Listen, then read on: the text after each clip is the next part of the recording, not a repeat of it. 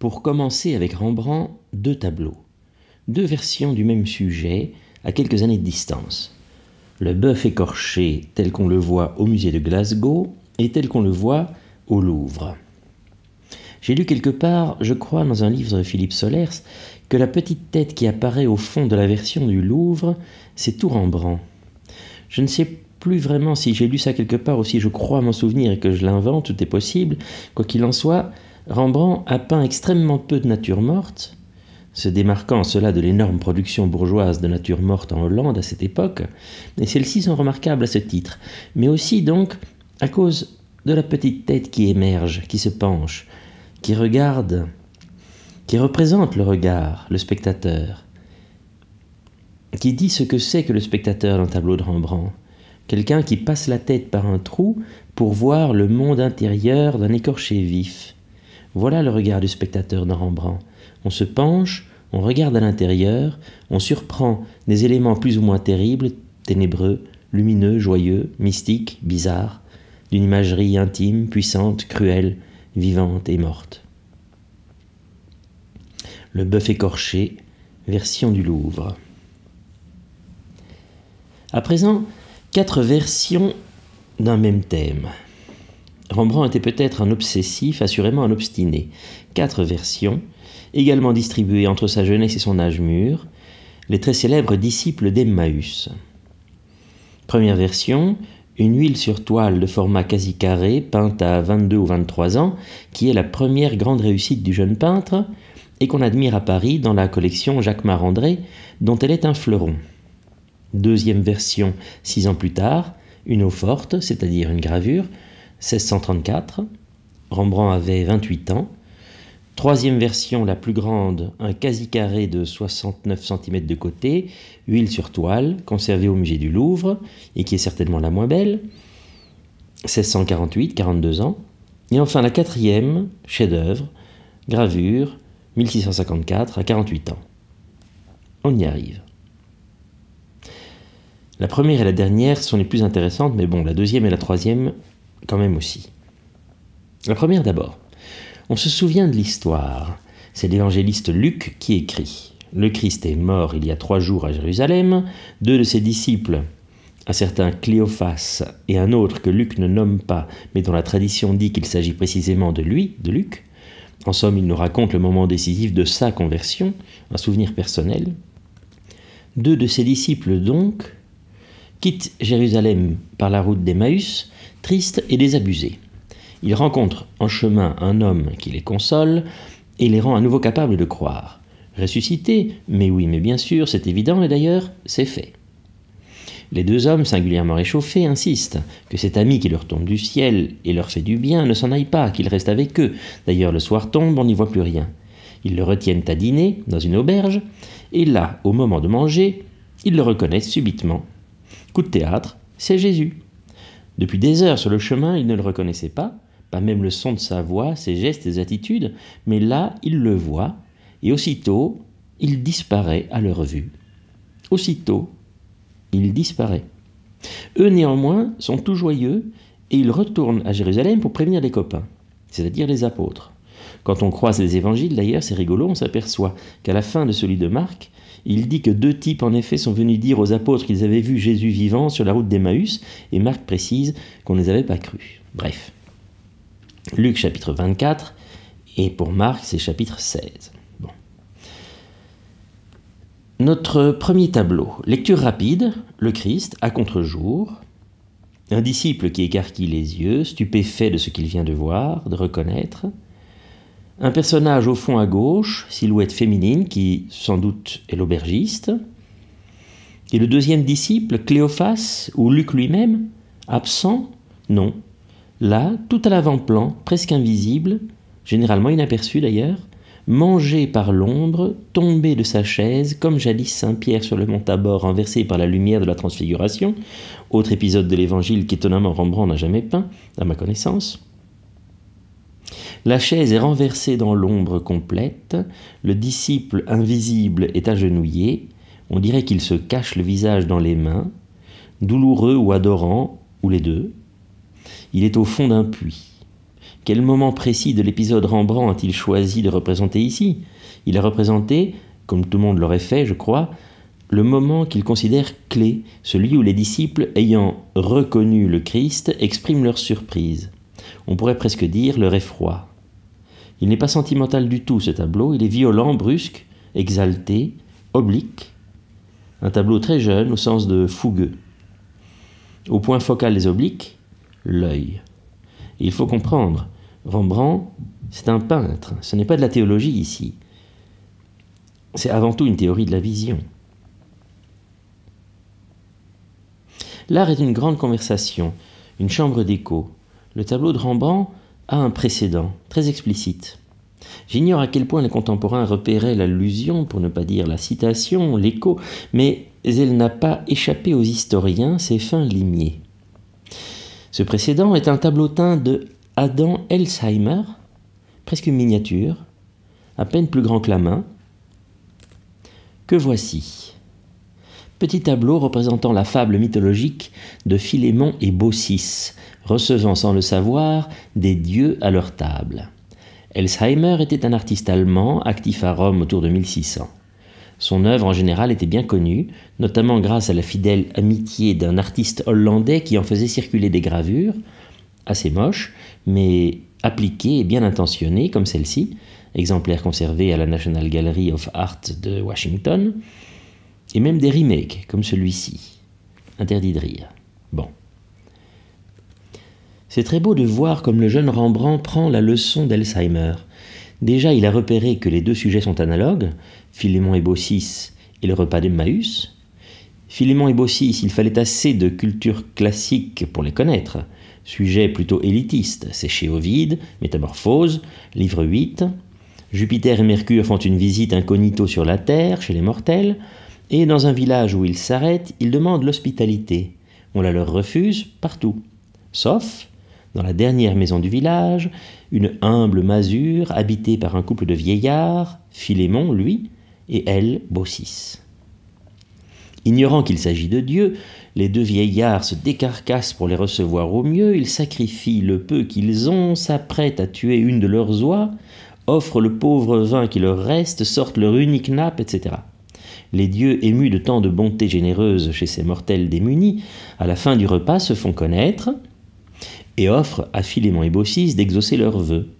Ces vœux sont très touchants d'ailleurs, il faut aller les lire chez Ovide, livre 8, Métamorphose. La fable mythologique et le récit évangélique se superposent aussi bien que le Rembrandt se superpose à l'Elsheimer.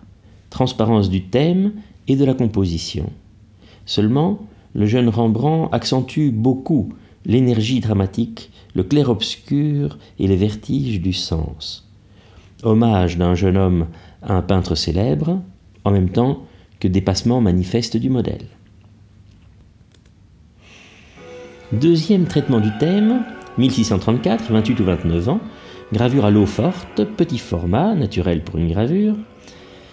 Mais soyons attentifs au moment choisi. N'oublions pas que Rembrandt peint pour des gens qui connaissent par cœur ces passages de l'Évangile. C'est célébrissime à l'époque. C'est vraiment le fond commun. À en juger par l'expression des visages des pèlerins, de Luc et de Cléophas, Rembrandt grave ici au 10 millième de seconde. L'instant hyper précis où les deux lourdeaux, pardon mais c'est Rembrandt qui le suggère un peu, s'éveillent. L'instant où leur regard posés sur le Christ le reconnaissent, mais où les traits du visage n'ont pas encore eu le temps de s'ébahir. Instant scalpel, fraction atomique. Le chien non plus n'a pas encore réagi. Soit qu'il est comme les muscles du visage, plus lent que l'esprit et le regard, soit qu'il est exclu peut-être de la vision de la lumière. Pauvre bête. Intéressant de remarquer le personnage que l'apparition fait disparaître. Au fond à gauche, cette silhouette imperceptible qu'on appellera l'aubergiste ou le serveur. Il est dans l'ombre du rideau, mais à vrai dire, si cette ombre est à ce point profonde et sombre, si elle engloutit l'être obscur, c'est à cause de l'intensité de la lumière qui émane de la révélation du Christ. Ce n'est pas une lumière qui vainc les ténèbres, c'est une lumière qui, derrière les rideaux, les accentue. Lumière peut être terrible, formidable ambiguïté. Le jet de cette lumière, c'est tout de même une très belle auréole, et peu commune dans son dessin, a quelque chose d'un jaillissement, d'une explosion thermonucléaire. Les deux bonshommes attablés vont la prendre en pleine face. Celui derrière le rideau?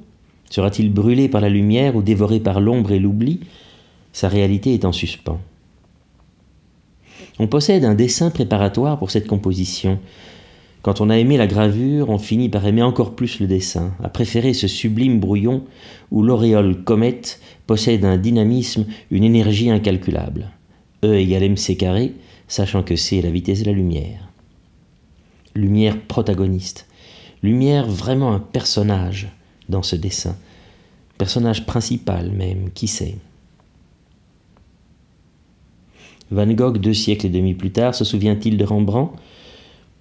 Comme Rembrandt se souvenait d'Alzheimer, en tâtonnant de brouillon en brouillon pour établir son humble repas des mangeurs de pommes de terre? Dans la version définitive, ce contre-jour violent à l'avant-plan qui fait un trou noir dans l'image, et dans la version préparatoire, cette lumière dans la vapeur des pommes de terre qui forme une silhouette et ajoute un personnage immatériel au tableau. Possible, mais passons. Passons à la 3e version, 1648. Grande année pour la Hollande, puisque c'est l'année de la signature des traités de Westphalie, par lesquels l'Espagne et l'Europe reconnaissent l'indépendance des Provinces-Unies. Fort bien. Presque carré de 69 cm de côté, huile sur toile, au Simès du Louvre. Pour moi, grosse déception. La composition latérale, la dynamique oblique, la violence du clair-obscur, la lumière protagoniste, tout a disparu. Et le Christ est affligé d'une expression sentimentale doucereuse qui menace de faire tomber tout le tableau dans le registre mièvre de l'imagerie pieuse. Catastrophe. Stop, pas de jugement, cherchons notre plaisir. Un siècle de salaire de professeur ne payerait pas ce tableau, il doit bien valoir quelque chose. Le moment choisi est le même que dans la version précédente. Leurs yeux s'ouvrent et ils reconnaissent le Christ. Un quart de seconde plus tard, peut-être. Le visage du barbu, beaucoup plus noble, exprime déjà ce qu'on attend d'eux. Ils comprennent. On est loin de l'effarement du disciple de la première version qui était quasi du Goya. En général, dans cette version-ci, on est passé du plébéien à l'aristocratique. Plus d'élégance, meilleur ordre, raffinement, équilibre. On a quitté l'ordinaire et on entre au solennel. Il reste ses pieds nus, étranges et qui ne vont pas avec le reste. On dirait un collage. Jésus ressemble à une figure antique, avec cette espèce de toge, tandis que Luc et Cléophas sont habillés comme des marchands vénitiens en voyage. Ils me rappellent des personnages de Véronèse, par exemple ceux du repas chez Lévi. Le serveur aussi est habillé à la manière moderne. Choc d'époque, croisement, incrustation, incohérence, discontinuité, aberration de l'espace-temps. Et tout à coup, je me demande si ce que Rembrandt a suggéré ici, en dessous du repas d'Emmaüs, n'est pas justement ça, l'apparition du Christ pendant un repas moderne, un repas du temps de Rembrandt, une apparition transtemporelle. Tout à coup, les deux bonshommes du XVIIe siècle s'aperçoivent que la personne avec qui ils mangeaient n'était autre que le Christ, comme si le Christ était encore rencontrable dans un simple inconnu des rues d'Amsterdam, en particulier dans le quartier juif où Rembrandt habitait. Alors, c'est bien le Christ là, avec ses vêtements antiques, mais les deux autres ne sont pas Luc et Cléophas, mais des êtres d'un autre temps. Le caractère abstrait et intemporel du décor, cette grande niche obscure et recourbée qui contient la nuit comme une matrice, ne dérangerait pas cette rêverie, cette interprétation, qui nous sauverait un tableau qu'on n'aimait pas trop. Il ne faut pas oublier que dans l'esprit des chrétiens, le Christ ressuscité est toujours vivant, donc rencontrable, potentiellement visible. Du reste, cette contemporanéité du Christ a peut-être fait partie de l'expérience de Rembrandt. Ou bien il en faisait le pari. Car si Rembrandt avait la foi, cet homme tellement jamais conformiste ne devait pas la voir comme les autres, constante, tiède, dogmatique, moralisante. Il devait la voir, je dirais, personnelle, intermittente, ardente, miraculeuse et sauvage, passionnée, dramatique. Et donc, par en dessous de cette contemporanéité paradoxale du Christ, Rembrandt affirmerait ceci, très important pour nous qui sommes séparés de lui par des siècles, la puissance de discontinuité du temps, c'est-à-dire sa puissance révolutionnaire. Cette audace-là me plaît davantage et je m'y raccroche. Je ne parvenais pas à croire que Rembrandt, jamais conformiste, je répète, nous eût servi un tableau plat. Une pathétique imitation de Véronèse, sans les couleurs, et d'une palette terreuse, par un homme qui n'a jamais daigné, en effet, voyager et oser voir l'Italie. Une tentative de faire joli, où la grande lumière est confiée bêtement à la nappe, où le personnage central agace, où les deux beaux personnages secondaires sur le côté semblent n'attendre qu'une chose, que ce soit fini la messe et qu'ils puissent retourner à Venise, bordel. Le jeune et beau serveur, d'ailleurs, a l'air consterné de ne servir qu'un rhétorique crâne et des ossements, au lieu des mets délicats et du vivre joyeux que Véronèse lui peignait sur son tableau dans le repas chez Lévy. Bref, une œuvre qu'on aurait du mal à attribuer au génie de Rembrandt, ou qui carrément le remettrait en cause. Enfin, heureusement aussi qu'il reste caché, écrasé dans son coin, mais décisive, la sauvagerie des bêtes, pour sauver la liberté. Là, le chien, le dogue, tapis, à l'œil fauve.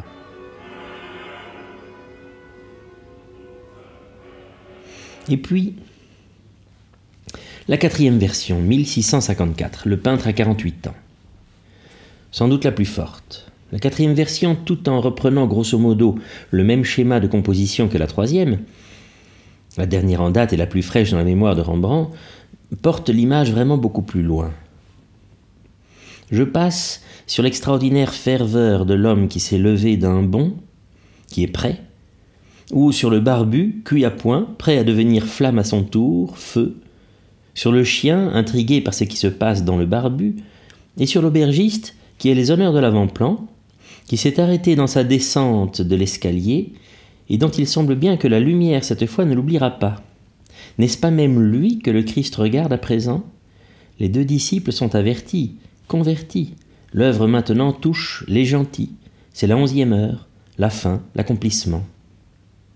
L'instant choisi par Rembrandt ici n'est pas le même que dans les versions précédentes. Ce n'est pas exactement le moment de la reconnaissance. Soyons attentifs, c'est après. C'est le moment de la disparition. On est à l'autre pôle de l'infini. On est au bout de la vision. Reprenons le texte de Luc. Le texte de Luc, et Rembrandt met le doigt là-dessus, ne parle que de ça, de regard.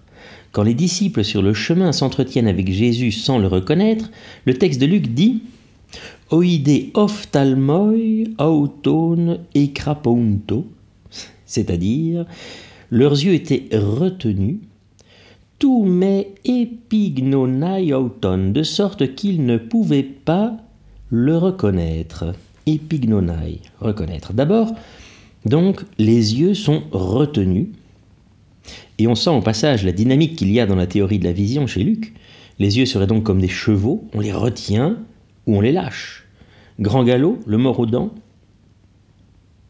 Puis, quand ils invitent l'inconnu à manger avec eux, l'argument qu'ils emploient est « oti prosespera nestin, que kekliken e emera », c'est-à-dire parce qu'il est vers le soir et le jour a baissé déjà. Kekliken e emera. Autrement dit, reste car bientôt on n'y verra plus rien. 3e étape, quand il bénit et rompt le pain, les disciples le reconnaissent. Soudain, leurs yeux s'ouvrent. Auton de deinoctisan oi ophthalmoi. Toujours les ophthalmoi, bien sûr, c'est une question d'œil.